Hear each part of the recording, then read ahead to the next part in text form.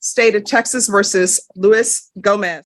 All right, I'm showing you what's entitled Court Admonishments and Defendants Waivers and Affidavit of Admonitions. Did you review that document with your attorney? Did you understand it? Did you sign it in all the appropriate places? Did you understand the state is proceeding on the lesser included offense of assault, bodily injury, family household as a Class A misdemeanor? Range of punishment is anywhere from 1 year in the Bexar County Jail and up to a $4,000 fine. Did you understand? Yes, ma'am. Did you understand if your application, if I were to grant your application for deferred adjudication, if for any reason your deferred adjudication were revoked, the court could find you guilty up to 1 year in the Bexar County Jail and up to a $4,000 fine? Yes, ma'am. Showing you the plea bargain page. Did you review that with your attorney? Did you understand it? Yes, ma'am. According to the plea, the state is proceeding on the lesser included offense of assault, bodily injury, family household. They're recommending deferred adjudication. There's an affirmative finding of family violence. Did you understand with an affirmative finding of family violence, you're not allowed to own or possess any weapons or ammunition? Yes. Judge, Yes. I was mistaken. I thought that applied if it were a felony conviction. No. It applies if there's an affirmative finding. Yes. Yes, we're okay with that. All right. And did you understand with an affirmative finding of family violence, you're not allowed to be designated as primary custodial parent? Did you understand?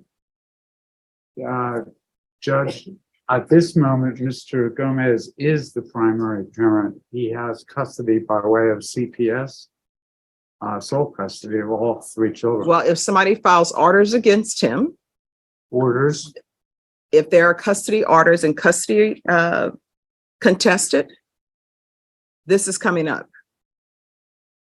Now, I'm just telling you what the rules are, but whatever people do on the civil side, that's what they do on the civil side. But I'm letting you know, with an affirmative finding of family violence, if there is a custody hearing, all things equal, a person with an affirmative finding of family violence is not allowed to be designated as primary custodial parent. but he could be granted joint custody. Is that correct? Oh, I'm not the civil attorney or the civil judge. I'm just saying what the rules are and what are the collateral consequences of this. You understand what you're saying? She's saying that if later on, if there's a custody battle between you and Crystal. Oh, but this is not an issue with me having them now, right? No, Oh, okay. if there later is. Understood. Okay, yes, we understand, Judge. Did you understand that to be the entirety of your plea bargaining agreement? Yes. Defense? Yes, sure. State? Yes, Your Honor. Next, I'm showing you outside the plea bargaining agreement. The state is requesting that your deferred adjudication be for 2 years. There'll be a TAP evaluation, the BIPP program, no harmful or injurious contact with Crystal Castañeda. Did you understand those are recommendations from the state and the court does not have to follow those recommendations? Yes. Then to the offense, the lesser included offense, how do you plead? Guilty, not guilty, or no contest? No contest. Is the complainant aware of this plea? Your Honor, we made multiple attempts to contact the complaining witness throughout the prosecution, and we have been unsuccessful in contacting them. All right. So, Mr. Gomez, why is she calling you a crackhead? Why is she calling you a crackhead? That's what it says in the police report. It says that she woke you up to help her get children for the children's, to take them to a birthday party. You all began to argue and she called you a crackhead. I don't know her side of the story completely. We weren't together. She actually came to my residence. I never let her in my place. And All right, let me ask you this. If your drug test is today, what are the results going to be? And you're going to get drug tested today. I mean, I do smoke marijuana. All right, we're going to drug test you today. Is that all it's going to be positive for marijuana? Yes, ma'am. All right, so we're gonna do a drug test today, then I'm gonna come back with my sentence. Yes, ma'am. All right, so counsel, we're gonna have him drug tested today, then I'll make a ruling. So you'd like me to stay present, Judge? Yes, it shouldn't take that long. You give me an estimate, I just have another place to be. How long will it take? You ready to use to go now? Yes. Oh, he's ready to go now, so it'll be a few minutes. Fair enough, Judge. All Thank right. you, Your Honor. All right, Mr. Longacre, Yes, ma'am. are you aware of your client's results? Yes, believe so. All right, are you ready to go back on the record on Mr. Gomez? We are, Judge. Mr. Gomez, But I say I'm aware of what he relayed to me, and what he relayed to me is this. He's positive for marijuana, but he's positive for a benzo, probably a Xanax his dad gave him a couple weeks ago. He's positive for a Vicodin also, which his dad gave him for back pain a couple weeks ago. Oh, see, that's still no excuse because he was dishonest with the court. And I don't know why somebody is allowing him to have children and he's using drugs, but I'm not a civil court. I can only do what I can do. All right, state Mr. Gomez is positive for opioids, benzos, and marijuana. So do y'all wish to continue with this plea? Your Honor, at this We- time, yes. We do, pending the TAP evaluation, yes, we do, Joe. All right. Anything you wish to say to the court? You want to explain yourself? I was just, Being dishonest, to you, yes, ma'am. I did not realize, that it would come by positive. no, that I had, well, I mean, I did the Vicodin. I do know that that's what I took because I was in pain and I asked my father for So meds. again, we're back to the point that you were dishonest to the court. I don't know why you're wasting up probation's UA. Doing those UAs cost money. They're not free. I should start making people pay for the UA when you're dishonest with the court.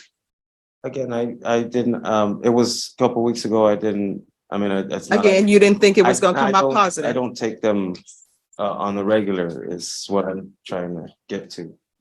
I mean, I should have said, I took that a couple weeks ago and included it in when you asked me about the marijuana. I didn't, that's my fault. And Well, I mean, you were just dishonest. You got to own it. yes, ma'am, I mean, there's no other way around it. And I was dishonest. All right, the court is going to sentence you to 2 years deferred adjudication. There's an affirmative finding of family violence. The BIPP program. No contact with Crystal Castaneda. Excuse me, Your Honor, do you mean no harmful or injurious? No contact. How then can they exchange children for this case? Well, Through a third party. We've been managing. Yeah, through a third party. Yes, ma'am. Okay. Yes. There's to be regular reporting by Zoom or in person. I'm going to want the UA hotline. If you have a back problem or something else that's going on, you can't be taking other people's Yes, ma'am. medications. I am aware. There's no marijuana use in this court. Yes, ma'am. It is still illegal in Texas. Do you understand? Yes, ma'am. So we're going to do the UA hotline. I'm going to want him tested for levels. He's going to be tested weekly. Proof of employment within 30 days. There's to be no employment as a home health care provider or with minors. Let's do field visits once per month, and that's until he's clean. We are going to do 80 hours of community service restitution. And I'm going to ask for parenting classes. And once he completes the parenting classes, and that'll be with Triple P, once he completes that, the community service hours will be deemed satisfied. All right, we can go off the record.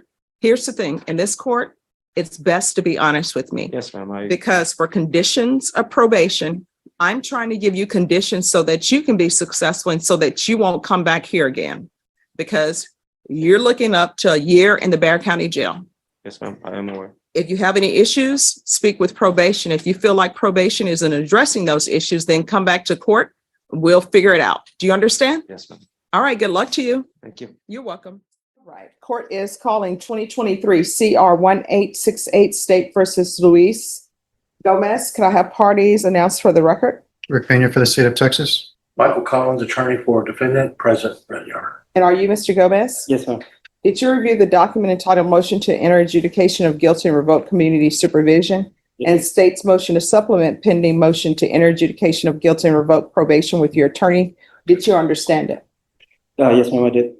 Are you the same Luis Gonzalo Gomez who was placed on deferred adjudication in 2023 CR 1868 for the offense of assault, bodily injury, family, or household on May 22nd, 2023 for a term of 2 years? Is that you? Yes, ma'am. All right, state. Yes, Your Honor, violation of condition number 4. In Bexar County, Texas, the defendant Luis Gonzalo Gomez did then and there fail to report to the supervision officer as directed for the months of May, June, July, August, September, October, November, and December 2024 in violation of condition number 4. How do you plead to that? True or not true? True. It's true. State will waive the remaining violations, Your Honor. Any objection? No, Your Honor. Did you understand by pleading true to violations 4 and 4, the court could find it true, grant the motion, find you guilty, sentence you up to 1 year in the Bexar County Jail and up to a $4,000 fine? Yes, ma'am. Knowing that, do you still wish to plead true to violations 4 and 4? Yes. Court would find violations 4 and 4 true. Is there a proposed agreement? There is not, Your Honor. Both sides will be going open to the court with our recommendations. All right, state, what are you requesting? We are requesting revocation, Your Honor, adjudication of guilt, affirmative finding of family violence, and sentence the defendant to 1 year in the Bexar County Jail. All right, and defense, what are you requesting?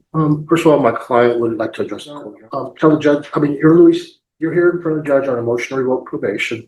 You pled true that you did not report for the months of May, June, July, August, September, October, November, December of 2024. Can you tell the judge why you did not report during those months? Well, the reason I didn't was when the MTR was issued, I got in contact with my probation officer, and she informed me of the steps I needed to take to address this situation. And I fell into a bit of a hard time in that time, and I just kind of focused on fixing everything else, and I wasn't aware that I was under the I thought being with MTR that all that was pretty much no, and you know, as reporting and everything, you know, speaking with the probation officer and the steps that she informed me to take. So like, I wasn't aware that I still needed to report during the time that I was that I received the MTR. And during that time that you were on probation, were you taking care of your young child? Yes, I was taking care of my 3 boys, and at that time the probation and everything started to interfere with my work, and they ended up I ended up losing my job because of it. Spent some time without a job, and you know, having my boys and no job and trying to find something kind of took heed to everything else. So I did what I needed to do to make sure my kids were safe and that I can move forward and try to fix everything that was breaking down, and then take care of this situation, which is why I turned myself in the beginning of October to finally take care of this. Are you asking the court to continue you on probation? Yes, I would. And extend your probation? I would like to ask to have my probation extended. You know, jail is not a nice place to be. I'd rather be out where I can take care of my kids and, you know, continue to. Here's my question though. What have you done on probation? What have I done Mhm. on probation? Yeah, what did you complete? Again, the whole with the job not being. My question is very simple. What have you completed on probation? Did nothing. So you've done nothing on probation. No, ma'am. You didn't report. No, ma'am. So you've done nothing and you want to be continued. I didn't report during the time that the MTR was issued, but from. And there's an MTR because you didn't report. But up until then, I reported every month without fail. You didn't report, and then I'm not considering his not doing a drug testing and testing positive for marijuana. I'm not even going to consider that. But this is what I want you to do. I want you to pretend that this case is not about you, right? Let's just pretend it's just about somebody else and you're sitting and watching. And it's an adult. It's not a child. It's not somebody who's young, 17 or 18-year-old. How old are you? 40, Your Honor. All right, so let's pretend it's a 40-year-old. And a 40-year-old is placed on probation for what was originally assault, family choking that was reduced to a misdemeanor. And they have conditions for probation in order to stay out of jail, right? Yes, ma'am. And they come before a judge and they have not done anything.